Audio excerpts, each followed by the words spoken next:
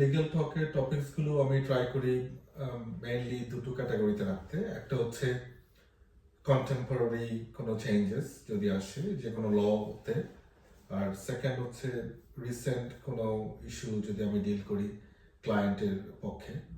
তো আজকের topic mostly দুটো এরিয়া আমি কভার করব, যেগুলোর রিসেন্টলি আমি দুটো ইনস্ট্রাকশনস নিয়েছিলাম লাস্ট উইকে। একটা হচ্ছে মানি ক্লেম, স্মল মানি ক্লেম যেটাকে আমরা বলি। ইদানিং একটা টেন্ডেন্সি দেখা যাচ্ছে যে বিভিন্ন এনার্জি কোম্পানির পক্ষে তাদের লয়াররা ছোট ছোট ক্লেম পাঠায়। অনেকের ক্ষেত্রে তাদের বেশিরভাগই হচ্ছে বোগাস, আনফাউন্ডেড ক্লেম। হয়তো তারা ক্রেডিট হিস্ট্রি থেকে কোনো অ্যাড্রেসের ডিটেলস নিয়ে দেন ওখানে যারা ছিল তাদের অ্যাগেনস্টে আনফাউন্ডেড কোনো লিঙ্ক ছাড়া, কোনো অ্যাকাউন্ট ছাড়া ক্লেম করে বসে কাউন্টি কোর্টে। অ্যামাউন্টগুলো ছোট হয় এমন সময় বেশিরভাগই, আর কিছু কিছু ক্ষেত্রে বড় অ্যামাউন্টের হয়। আর সেকেন্ড এরিয়া যেটা আমি কভার করবো সেটা হচ্ছে মানি ক্লেম যদি কারো পক্ষে রায় দিয়ে থাকে, রায় হয়ে থাকে কারো পক্ষে, স্টিল যদি ডিফেন্ডেন্ট সেই মানিটা না দিয়ে থাকে দেন তাহলে ওটা কিভাবে কভার করা যায়। তো প্রথম ক্ষেত্রে যে জিনিসটা মেইনলি আমি অ্যাডভাইস করবো সেটা হচ্ছে এই ছোট ছোট মানি ক্লেমগুলো বিভিন্ন এনার্জি কোম্পানি থেকে রিসেন্টলি আমি 3টা পেয়েছি এরকম ক্লায়েন্ট যদি ইস্যু করা হয়ে থাকে। বেশিরভাগ সময় আমরা যেটা করি যে ছোট ক্লেম কি না কি হবে, কাউন্টি কোর্টে জাজমেন্ট আসলে ক্রেডিট ফাইল খারাপ হবে এটসেট্রা, এসব চিন্তা থেকে অনেকে পে করে দিই আমরা। অনেকে মনে করি যে যদি এরকম ডিফেন্ড করার জন্য লয়ারের কাছে যাই তাহলে হয়তো আরো খাজনা থেকে বাজনা বেশি হবে, আরো এক্সট্রা ফি দিতে হবে। সেই জায়গা থেকে অনেকেই এই ক্লেমগুলো ডিফেন্ড করি না। আমি এক্ষেত্রে বলবো যে 3টে কারণে আমাদের এই ক্লেমগুলো ডিফেন্ড করা উচিত। ফার্স্ট হচ্ছে যে যদি আমরা ডিফেন্ড না করি, কোনো কারণে এটার জাজমেন্ট হয়ে যায়, দেন এই সিসিজি আমাদেরকে সারা জীবন বয়ে বেড়াতে হবে। সেকেন্ড পয়েন্ট, যদিও এটা একটা সময় পরে 6 বছর পরে ইনঅ্যাক্টিভ হয়ে যায়, অ্যাফেক্ট করে না ক্রেডিট ফাইলকে। সেকেন্ড যে কারণে এটা করা উচিত সেটা হচ্ছে কনসিয়াস। যেমন আমার রিসেন্ট একটা ক্লায়েন্ট, সে হচ্ছে যে অ্যারাউন্ড 400 পাউন্ড একটা ক্লেম পেয়েছে, she is able to pay it, কিন্তু তার পয়েন্ট হচ্ছে কেন সে দিবে, এক পেনিও কেন দিবে, যেহেতু এই ক্লেমটা unfounded.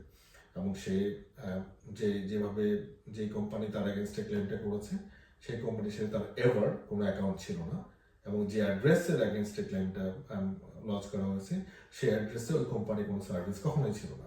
So completely bogus claim. আর থার্ড হচ্ছে লিগাল ফিজ। এই টাইপের ক্লেমগুলো যখন আমরা ডিফেন্ড করি, আমরা যেহেতু মোস্ট লাইকলি যেগুলো আমরা উইন করবো, সেই ক্ষেত্রে আমি অন্তত লিগাল ফিজটা অ্যাডভান্স নেই না। আমি যেটা করি সেটা হচ্ছে যে আমার লিগাল কস্টটা ডিফেন্ডেন্টের পক্ষে ক্লেইমেন্ট যারা যেহেতু কেসটা হারে তাদের কাছ থেকে আমি ক্লেম করে নিই। সো লিগাল ফিজের বার্ডেনটা এখানে আপনারা যদি ফাইট করতে চান আপনাদের উপর আসবে না। এই কারণে আমার মনে হয় যে এই ক্লেমগুলোকে নেগলেক্ট না করে সিরিয়াসলি ফাইট করা উচিত। ক্লেম ফর্ম আপনারা পেয়ে থাকলেও এগুলোকে এন্টারটেইন করার দরকার নেই। Seek legal advice. আপনারা নিতে অনলাইনে অ্যাডভাইস নিতে পারেন, অনেক ইনফরমেশন আছে, অথবা আমার সাথে যদি অ্যাপয়েন্টমেন্ট করতে চান ফ্রি কনসালটেশন আছে ফর 30 মিনিটস, সেটা করা যেতে পারে।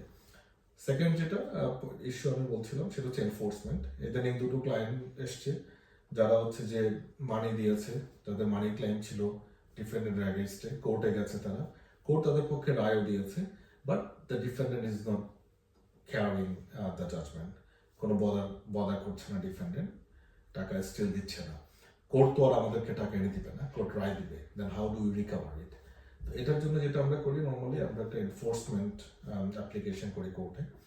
এনফোর্সমেন্ট অ্যাপ্লিকেশন করে দেন কোর্টের যে বেইলিফ আছে তাদেরকে অ্যাপয়েন্ট করে বেইলিফের মধ্য দিয়ে আমরা রিকভারিতে যেতে পারি। সেটা বিলঙ্গিংস হোক বা ইন পার্সন অ্যাটেন্ডেন্স হোক, প্রেশার দিয়ে হোক। আরও অনেকগুলো অপশন আছে। আমরা অ্যাটাচমেন্টে ওয়ার্নিং করতে পারি তাদের এমপ্লয়ারের সাথে কন্ট্যাক্ট করে।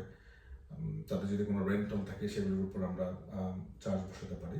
সেই ক্ষেত্রে যদি আপনি কোনো রায় পেয়ে থাকেন কোর্টে আপনার পক্ষে, কিন্তু সেটা এক্সিকিউট না হয়ে থাকে, অটোমেটিক্যালি সেটা হবে না, সেটার জন্য আপনাকে ফার্দার অ্যাপ্লিকেশন করতে হবে কোর্টে ফর এনফোর্সমেন্ট। সো ওই জিনিসটা মাথায় রেখে আমার মনে হয় আপনাদেরকে আগালে ভালো। অনেকেই জাজমেন্ট পেয়েও যদি মনে করেন যে আমি কেন পাচ্ছি না, টাকাটা ডিফেন্ডেন্ট কেন দিচ্ছে না, হোয়াট শুড আই ডু, সেই ক্ষেত্রে নর্মাল অ্যাকশনে এটা কাজ হবে না, সেক্ষেত্রে আপনাদেরকে কোর্টে গিয়ে ফার্দার এনফোর্সমেন্ট নিতে হবে। যদি ফার্দার কোনো কোয়েরিজ থাকে আপনাদের এই দুটো পয়েন্টে আমাকে কমেন্টে জানাতে পারেন, অথবা আমাদের অফিসে কল দিয়ে ফ্রি কনসালটেশন 30 মিনিটের জন্য বুক করতে পারেন, অথবা অন্য লয়ারের সাথে কথা বলতে পারেন, অথবা আপনারা অনলাইনে অনেক ইনফরমেশন এই সংক্রান্ত পেয়ে যাবেন নর্মাল ওয়েবসাইট এবং গভর্নমেন্ট ওয়েবসাইটে। Thank you.